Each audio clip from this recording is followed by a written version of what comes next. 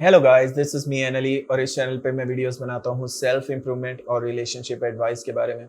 और आज की मेरी वीडियो का टॉपिक है will my ex come back after breakup. क्या मेरी एक्स वापस आएगी आफ्टर ब्रेकअप?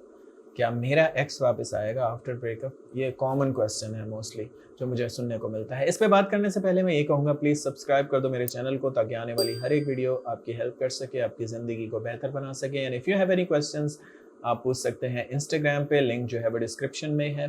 सो क्वेश्चन है, क्या मेरी एक्स वापस आएगी? क्या मेरा एक्स वापस आएगा ब्रेकअप के बाद? सबसे पहले तो मैं ये कहना चाहूँगा, अगर आपने ब्रेकअप किया है तो आपको माफ़ी मांगनी चाहिए। सबसे आजकल मैं ये एक नई टर्म मैं सुनने को मुझे मिली है। आपको नो कॉन्टैक्ट का तो पता चल गया, लेकिन एक नई प्रॉब्लम मुझे जो आजकल मिल रही है सुनने को, वो ये कि लोग खुद ब्रेकअप करके और फिर मुझे आके बताते हैं, सर मैंने उससे ब्रेकअप कर लिया था, अब मैं नो कॉन्टैक्ट पे हूँ, तो मुझे क्या करना चाहिए? क्या मैं बात करूँ? क्या मैं ना करूँ? तो मैं ये कहता हूँ कि अगर आपने ब्रेकअप किया था और आपको लगता है कि आपकी गलती थी, तो आपको जाके सॉरी बोलना चाहिए, ठीक है? आपको उनसे माफ़ी माँगनी चाहिए। अगर आप प्यार करते हैं तो ऑफ़ कोर्स आपको सॉरी करना चाहिए। ईगो दिखाने का कोई फ़ायदा नहीं है अगर आपकी गलती है। हाँ, अगर आपकी गलती नहीं है, तो सबसे पहला एंड मोस्ट कॉमन हथियार, वेपन जो आपके पास है, वो है no contact rule. No contact rule में हम तब तक उनसे कॉन्टैक्ट नहीं करते, जब तक वो हमसे कॉन्टैक्ट ना करें आफ्टर ब्रेकअप। फॉर एग्ज़ाम्पल, उसने कहा कि वो आपसे ब्रेकअप करना चाहता है या करना चाहती है, तो आप कहेंगे ओके और आप उनकी ज़िंदगी से गायब हो जाएँगे। अब गायब होने का मकसद क्या है? आप ब्लॉक तो नहीं करेंगे और ना ब्लॉक करेंगे, ना ही उनको दिखाते रहेंगे सही अपनी प्रोग्रेस सोशल मीडिया पर, ब्लॉक व्लॉग नहीं करना, लेकिन आप कॉन्टैक्ट नहीं करेंगे। हाँ, वो कॉन्टैक्ट करें, हफ्ते बाद करें, 2 हफ्ते बाद करें, 2 महीने बाद करें, साल बाद करें, जब भी करें वो कर सकते हैं, तब आप बात करेंगे, आप नहीं करेंगे। इससे क्या होगा? इसका फ़ायदा क्या है? इसका फ़ायदा ये है कि अभी वो आपको पसंद नहीं कर रहे, मे बी वो किसी और के अंदर बहुत ज़्यादा इंटरेस्टेड हैं और आपकी तरफ उन्हें नेगेटिव फीलिंग्स आ रही हैं। वो इसलिए आ रही हैं क्योंकि आपका कोई ऐसा बिहेवियर पैटर्न था काफ़ी दिनों से जो आप रिपेटिटिवली कर रहे थे, जिसकी वजह से उन्होंने रियलाइज़ किया कि मे बी इस इंसान को छोड़ना ही बेहतर है। ये चेंज नहीं हो सकता या ये चेंज नहीं हो सकती, तो इसलिए उन्होंने आपको छोड़ा है। तो जब उन्होंने आपको छोड़ा है, तो उनको जाने दें, ठीक है? हमेशा उनको ब्रेकअप दे दें, प्लेट में रख के दें। जितना आप उनको ब्रेकअप देंगे, उतना उनके वापस आने के चांसेस ज़्यादा हैं। क्यों? क्योंकि उन्होंने आपसे ये एक्सपेक्ट नहीं किया था।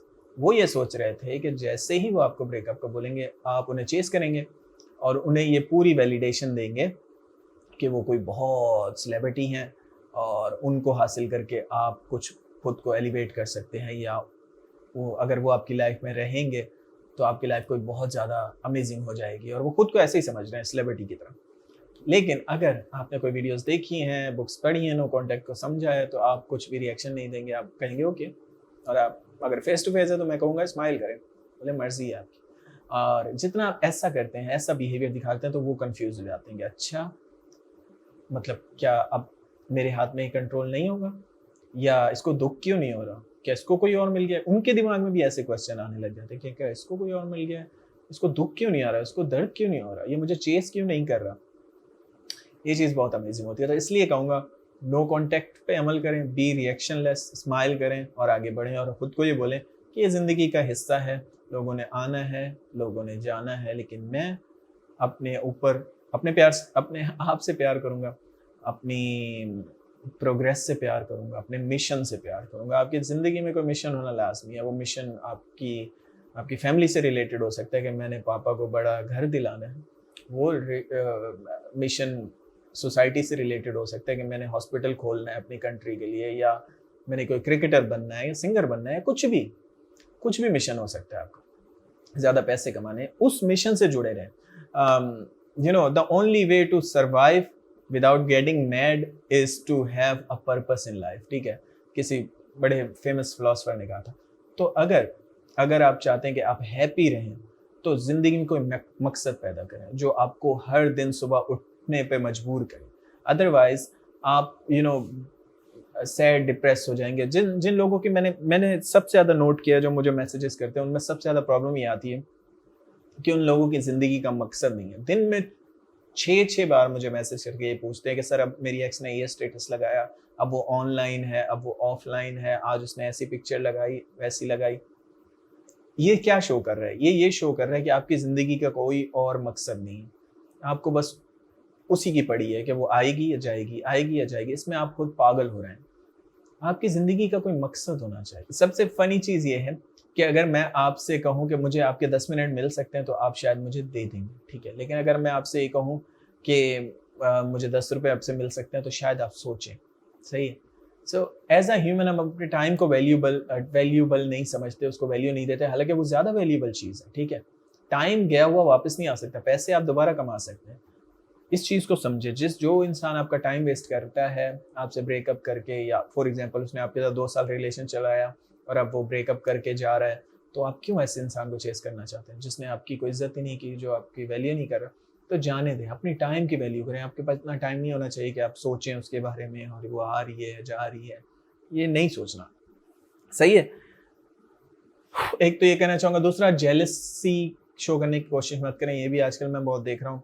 जेलसी एक माइल्ड हद तक अच्छी लगती है, थोड़ी बहुत, जैसे कि आपने किसी रेस्टोरेंट में जाके अपनी पिक्चर लगाई, या अगर आप बहुत ज़्यादा एक्सटेंड पे कर रहे हैं कि इसको मैं चलाऊँगा, मैं ऐसे स्टेटस लिखूँगा। लड़के तो बहुत मैंने देखा है गलत हरकतें करते हैं, गालियाँ लिखते हैं और मैं ये वो। इससे आप खुद को वीक और एक बुरा इंसान और घटिया इंसान शो कर रहे हैं और कुछ भी नहीं कर रहे, ठीक है, और अपनी इज्जत खराब कर रहे हैं। सो ये बैकफायर हो जाती है और वो कभी भी फिर वापस नहीं आते। तो इसलिए अगर उन्होंने आपको छोड़ने की का सोचा है, तो आपको खुद पे गौर करना चाहिए, अपने अंदर झाँक के देखना चाहिए कि मेरे अंदर क्या गलतियाँ थी, ना कि उनको ब्लेम करें कि वो बुरे इंसान थे। मेबी वो थे या नहीं थे, वो आपका कंसर्न नहीं है। आप खुद को कैसे बेटर कर सकते हैं आने वाले पर्सन्स के लिए, या आगे की लाइफ के लिए, आपको उस पे गौर करना चाहिए, सही है।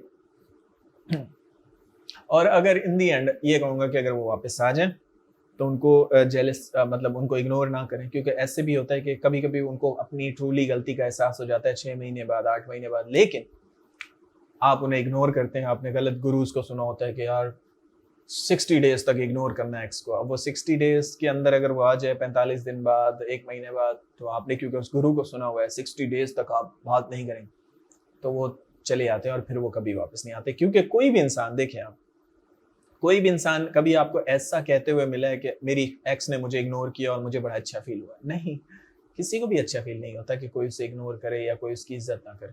सो अगर उनको अपनी गलती का एहसास हुआ, वो वापस आए, उन्होंने आपको अपनी ईगो तोड़ के आपको मैसेज किया, तो फिर आपको भी कर देना चाहिए, आपको बात कर लेनी चाहिए। It's okay.